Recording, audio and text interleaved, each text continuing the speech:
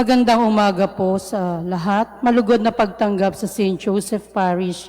Gagalangin sa ika-6 ng umagang banal na misa na may liturya ngayong Biyernes, ikapitong linggo ng Pasko ng Pagkabuhay.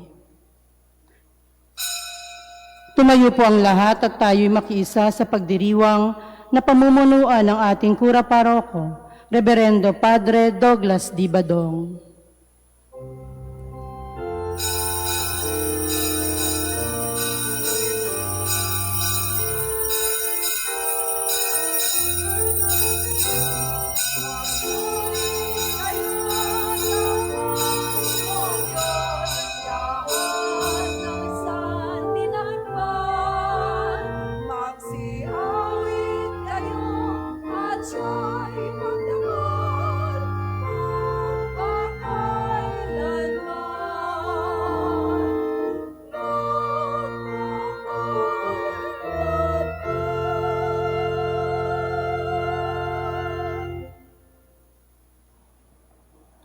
Sa ngalan ng Ama at ng Anak at ng Espiritu Santo. Amen.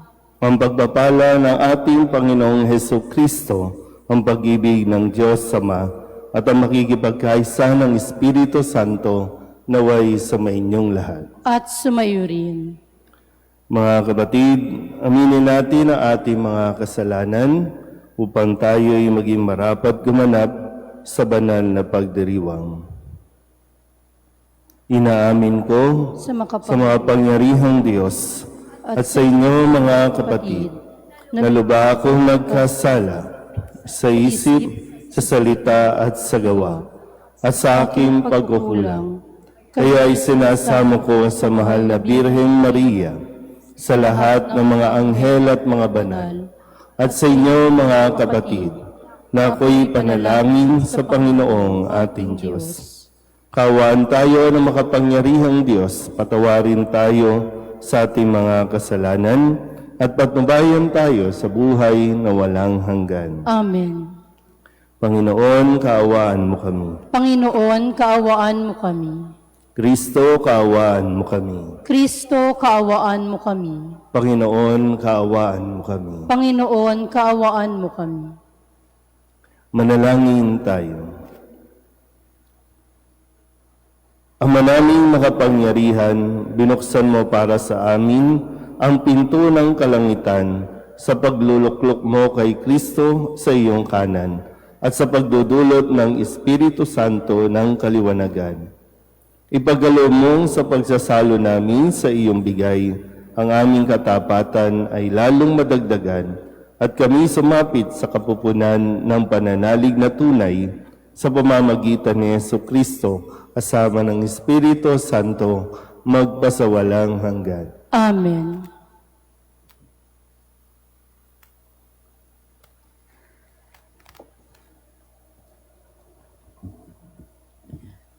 Pagbasa mula sa mga gawa ng mga apostol. Noong mga araw na iyon, dumating sa Cesarea si Haring Agripa at si Berenice upang bumati kay Festo. Nang matagal-tagal na sila roon, inilahad ni Festo sa hari ang tungkol kay Pablo. Si Felix ay may iniwan ditong isang bilanggo, wika niya. Nang ako'y nasa Jerusalem, isinakdal siya sa akin ng mga punong saserdote at ng matatanda ng mga Hudyo at hinihinging parusahan siya. Sinagot ko sila na hindi ugali ng mga Romano ang magparusa sa sinumang nasasakdal nang hindi muna nagkakaharap ang magkabilang panig at nagkakaroon ng pagkakataong makapagtanggol sa sarili ang nasasakdal. Kaya't nang dumating sila rito, hindi na ako nag-aksaya ng panahon. Kinabukasan din, ipinatawag ko sa hukuman ang taong iyon. Nang magkaharap-harap sila, siya na may hindi nila ipinagsakdal sa anumang mabigat na pagkakasala na inaakala kong ipaparatang nila. Ang pinagtatalunan lang nila ay tungkol sa kanilang relihiyon at sa isang taong ang pangalay Jesus. Patay na ang taong ito, ngunit ipinipilit naman ni Pablo na siya'y buhay. Hindi ko malaman kung ano ang gagawin sa bagay na ito, kaya tinanong ko siya kung ibig niyang sa Jerusalem siya litisin. Ngunit tumutol si Pablo at hiniling na ipaubaya sa emperador ang pagpapasya sa kanyang usapin. Kaya't pinagbantayan ko siya upang ipadala sa emperador. Ang salita ng Diyos. Salamat sa Diyos. Panginooy may luklukang matatag sa kalangitan. Panginoon, may luklukang matatag sa kalangitan. Panginooy papurihan, purihin mo kaluluwa. Ang pangalan niyang banal, purihin mo sa tuwina. Ikaw aking kaluluwa, ang Diyos ay papurihan, at huwag mong lilimutin yaong kaniyang kabutihan. Panginooy, may luklukang matatag sa kalangitan. Ang agwat ng lupa't langit, sukatin may hindi kaya. Gayon ang pag-ibig ng Diyos sa may takot sa Kanya. Ang silangan at kanluran, kung gaano ang distansya, gayong-gayon ang pagtingin sa sinumang nagkasala. Panginooy, may luklukang matatag sa kalangitan. Ang poon nga ang nagtayo ng trono sa kalangitan. Mula doon sa nilikhay maghaharing walang hanggan. O purihin ninyo siya, kayong mga anghel ng Diyos, kayong mga nakikinig at sa Kanya'y sumusunod. Panginooy, may luklukang matatag sa kalangitan.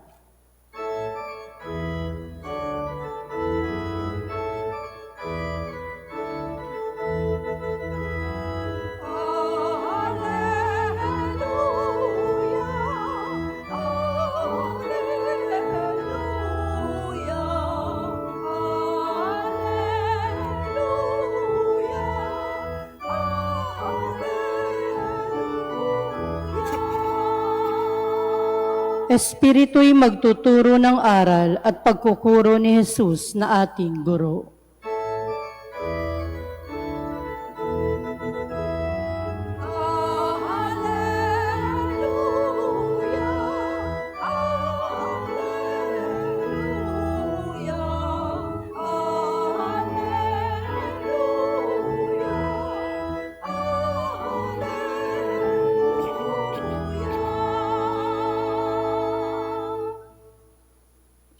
Sumainyo ang Panginoon. At sumayo rin. Ang mabuting balita ng Panginoon ayon kay San Juan. Papuri sa iyo, Panginoon. Nang muling napakita si Jesus sa mga alagad niya at nang makakain sila, tinanong ni Jesus si Simon Pedro, "Simon, anak ni Juan, iniibig mo ba ako nang higit kaysa mga ito?" "Opo, Panginoon, nalalaman ninyong iniibig ko kayo," tugon niya. Sinabi sa kanya ni Jesus, "Pakanin mo ang aking mga batang tupa." Muli siyang tinanong ni Jesus, "Simon, anak ni Juan, iniibig mo ba ako?" Sumagot si Pedro, "Opo, Panginoon, nalalaman ninyong iniibig ko kayo." Ani Jesus, "Pangalagaan mo ang aking mga tupa." Pangatlong ulit na tinanong siya ni Jesus, "Simon, anak ni Juan, iniibig mo ba ako?" Nalungkot si Pedro sapagkat makaitlo siyang tinanong, "Iniibig mo ba ako?" At sumagot siya, "Panginoon, nalalaman po ninyo ang lahat ng bagay. Nalalaman ninyong iniibig ko kayo. Sinabi sa kanya ni Jesus, pakanin mo ang aking mga tupa. Tandaan mo, noong kabataan mo pa, ikaw ang nagbibihis sa iyong sarili at lumalakad ka kung saan mo ibig. Ngunit pagtanda mo, iuunat mo ang iyong mga kamay at iba ang magbibihis sa iyo at dadalhin ka kung saan hindi mo ibig. Sinabi niya ito upang ipakita kung paano mamamatay si Pedro at sa gayoy mapararangalan niya ang Diyos. Pagkatapos, sinabi sa kanya ni Jesus, sumunod ka sa akin. Ang mabuting balita ng Panginoon. Pinupuri ka namin, Panginoong Hesukristo. Isang magandang umaga po sa inyong lahat. Magandang umaga. Ngayon po ay Biyernes sa ikapitong linggo ng Pasko ng Pagkabuhay at muli 2 araw bago po ang ating pagdiriwang ng linggo ng Pentecostes o ang pagbaba ng Espiritu Santo. Ay nakipagkita muli ang ating Panginoon sa kanyang mga alagad pagkatapos po ang kanyang pagkabuhay at dito napakahalagang tanong ang kanyang ibinigay sa mga alagad, lalong-lalo na kay Jesus ay kay Pedro upang sa ganon maituro at maipaliwanag muli kung paano at ano ang kahulugan ng pag-ibig. Yung tanong ni Jesus, iniibig mo ba ako? Natanong na po ba kayo nito? Naalala niyo pa ba nung tinanong kayo ng isang tao, iniibig mo ba ako? Ano yung sagot ninyo noon? Kinikilig-kilig pa kayo noon. Ano ba? Tapos ano nangyari? Pagkatapos ng yes, I do, ano na nangyari? Kasi kapag yung sa mga sabihin nating, yung sa mga medyo bago-bago pa, mga bata-bata pa, mga teenager pa, parang talagang yung love na sinasabi ay talagang napakatamis at marubdob na sinasabi nating harangan man ng tabak, hindi kayo mapipigilan. Harangan man ng tabak o kahit sino pang kumontra, ipaglalaban namin ang aming pag-iibigan. Pero kaya nga dito, napakadali pong magsabi ng iniibig kita. Napakadali din namang sagutin na yes, iniibig din kita. Pero yung kasunod niyan, yung hindi natin masyadong iniintindi o inuunawa. Kasi ang pag-ibig, kung magmamahal ka, handa ka ba sa responsibilidad na kaakibat ng sinasabi mong pag-ibig? Kasi muli sabi ni Kristo, Simon, iniibig mo ba ako? Opo. Ano ang kasunod na sinasabi? Responsibilidad. Pakanin mo, alagaan mo, ingatan mo ang aking mga tupa. Muli, ibabato ko ulit. Diba, naalala nyo noon, sinabi niyo, mahalin niyo ang isa't isa. Talagang, ang daming sweet words ang inyong mga sinasabi. Uy, parang ang dami niyong bitter, Diba? Yung kaakibat na after 1 month, andyan na ang Meralco bill. After 1 month, ubos na yung mga gift check. After 1 month, kailangan mo nang magtrabaho. Yung dinadahilan yung dati na talagang excited kang umuwi. Pagkatapos ng office o ng trabaho, excited. Ngayon, mas gusto mo nang mag-overtime. Yeah. So, kaya ito yung gusto natin na ipaunawa sa lahat po, no? Pero lalo tigit sa mga kabataan na ang pag-ibig, hindi lang yan sa salita. Ang pag-ibig may kaakibat na responsibilidad. Madali magsabi ng I love you kung mayroon kayong sariling mga pera. Pero kung pag-iisahin na ang inyong mga kabuhayan, diyan tayo nagkakaproblema. Kasi dati ikaw ang magdidesisyon. Kaya nga sabi, di ba, o Pedro ha, dati kung anong gusto mong gawin, magagawa mo. Pero ngayon, dahil sinasabi mong mahal mo ako, o hindi na po pwede. Kasi ang uunahin mo na ay ang kapakanan ng iba, huli na yung para sa sarili mo. Lalo pa, pag nakapanood ka pa ng drama, no, ng mga pelikula na sinasabing, unahin mo naman ang iyong sarili, mahalin mo naman ang iyong sarili. Ang kaligayahan ng tao, nasa kanyang pagmamahal, hindi lang sa ibang tao, sa ating kapwa, ang kaligayahan natin nanggagaling sa pag-i-express natin ng pag-ibig sa atin pong minamahal, sa anak, magulang, o kung sino pa man. Kaya nawa, no, bago natin uli bigkasin, no, yung kung iniibig mo ba ako, tiyakin din natin, kaya mo ba talagang panagutan ang mga responsibilidad na kaakibat ng tanong na iniibig mo ba ako? Amen?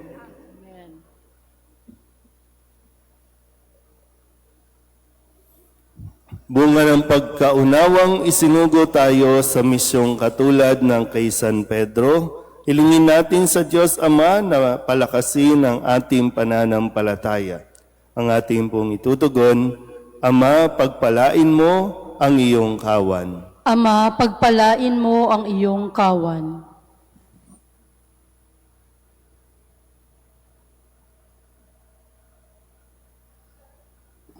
Ang Santo Papa at lahat ng may katungkulan sa simbahan, naway gabayan ng banal na Espiritu. Manalangin tayo sa Panginoon. Ama, pagpalain mo ang iyong kawan. Ang mga mag-asawa, naway magkaroon ng matalas na pakiramdam sa pangangailangan ng bawat isa at maging maligaya sa kanilang pagsasama. Manalangin tayo sa Panginoon. Ama, pagpalain mo ang iyong kawan. Ang mga makasalanan, naway makatagpo ng pag-asa at lakas ng loob sa pagpapatawad ng Panginoon kay San Pedro. Manalangin tayo sa Panginoon. Ama, pagpalain mo ang iyong kawan. Upang mamayani ang kapayapaan sa gitnang silangan at sa buong mundo, at ipag-adyanawa ang sangkatauhan sa karahasan, kasakiman at pang-aabuso ng kapangyarihan na nagdudulot ng paghihirap at kamatayan sa marami.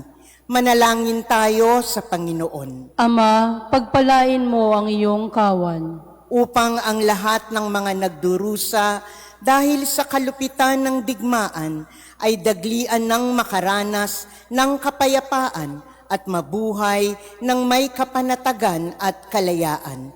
Manalangin tayo sa Panginoon. Ama, pagpalain mo ang iyong kawan. Ang mga may sakit at nababagabag, naway makaranas ng presensya ng Panginoon sa gitna ng kanilang mga pagdurusa at paghihirap.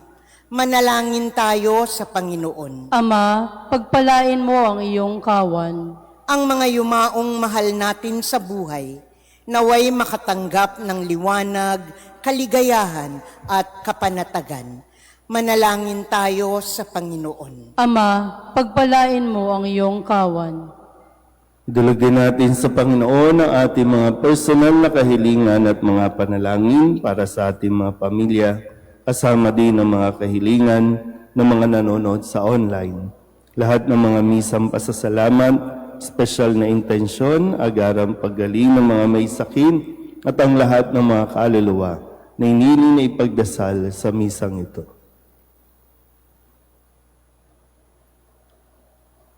Ang lahat ng ito iniling namin sa ngalan ni Kristo, aming Panginoon. Amen.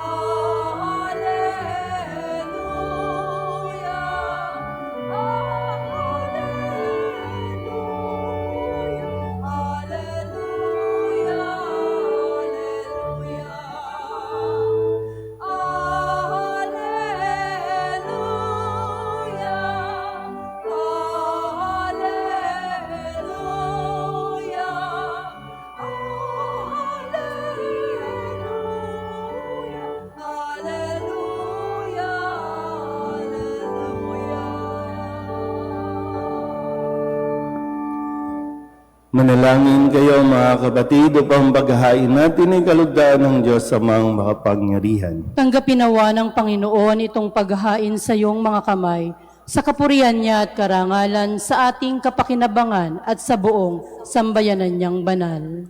Ama naming lumikha, tunghayan mo ang paghahain ng iyong sambayanan upang pakundangan sa iyong kinalulugdang mga alay.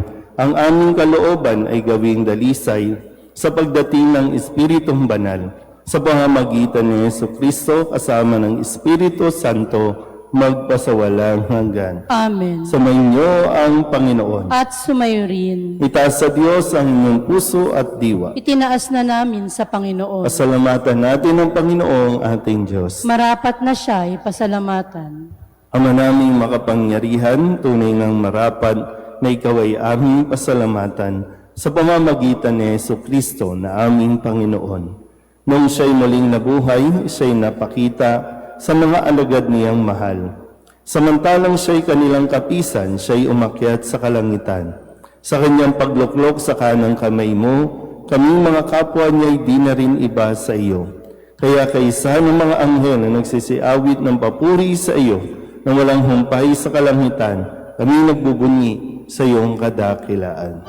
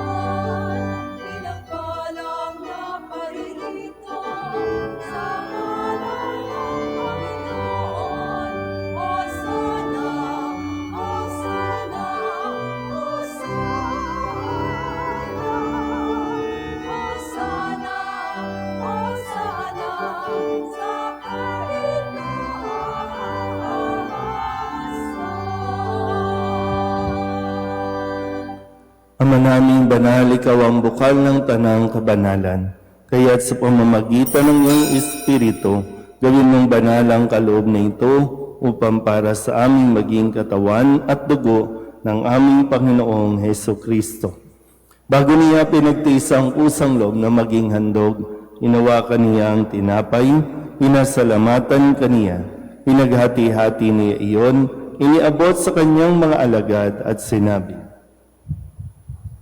"Tanggapin ninyong lahat ito at kanin, ito ang aking katawan na ihahandog para sa inyo."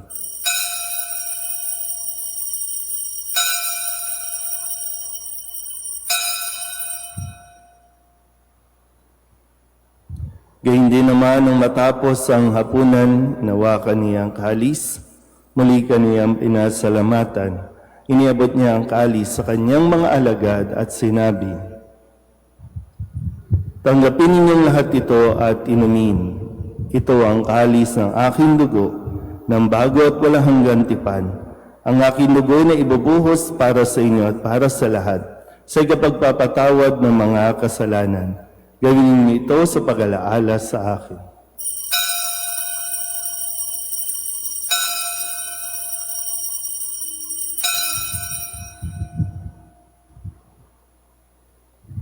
Ipagbunyi natin ang misteryo ng pananampalataya. Si Kristo'y namatay, si Kristo'y nabuhay, si Kristo'y babalik sa wakas ng panahon. Ama, ginagawa namin ngayon ang pag-alaala sa pagkamatay at muling pagkabuhay ng iyong anak.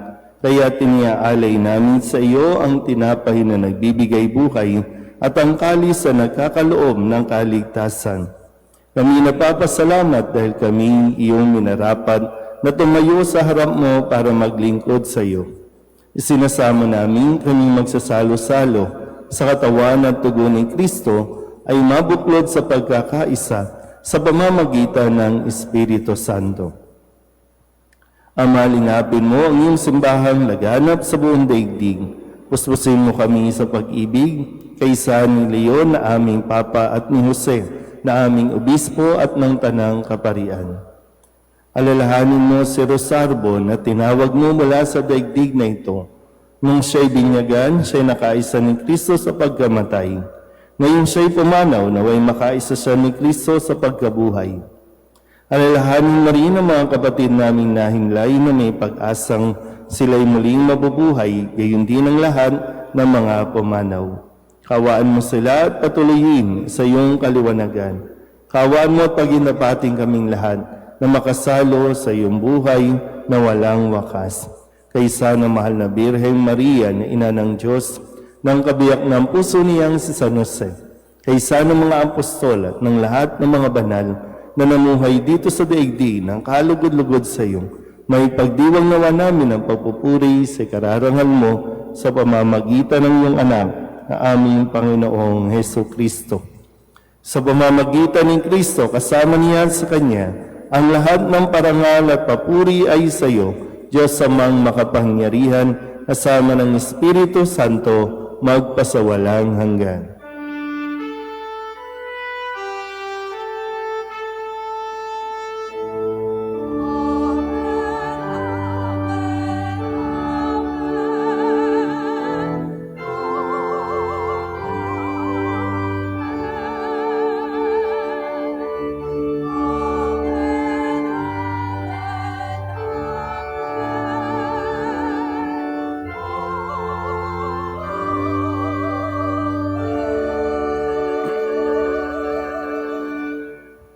Sa tagubilin ng mga nakagagaling na utos at turo ni Jesus sa Panginoon natin at Diyos, ipahayag natin ang lakas loob.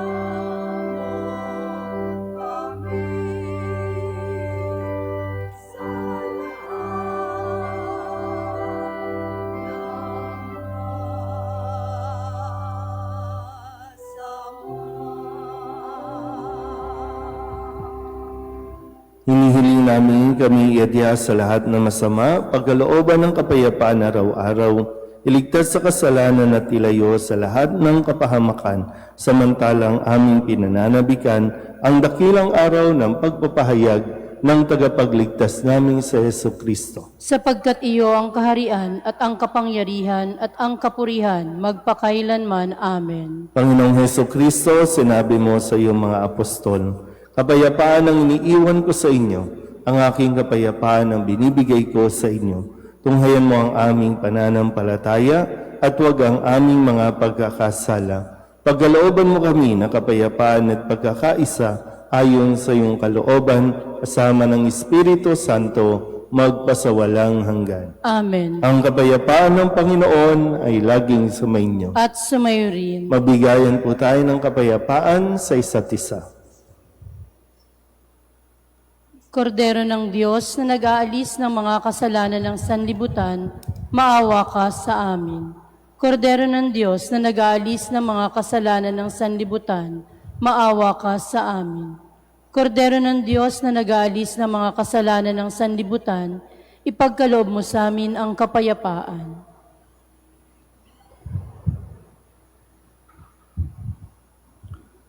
Ito ang kordero ng Diyos. Ito ang nag-aalis ng kasalanan ng sanlibutan. Mapalad ang mga inaanyayahan sa kanyang piging. Panginoon, hindi ako karapat-dapat na magpatuloy sa iyo, ngunit sa isang salita mo lamang ay gagaling na ako.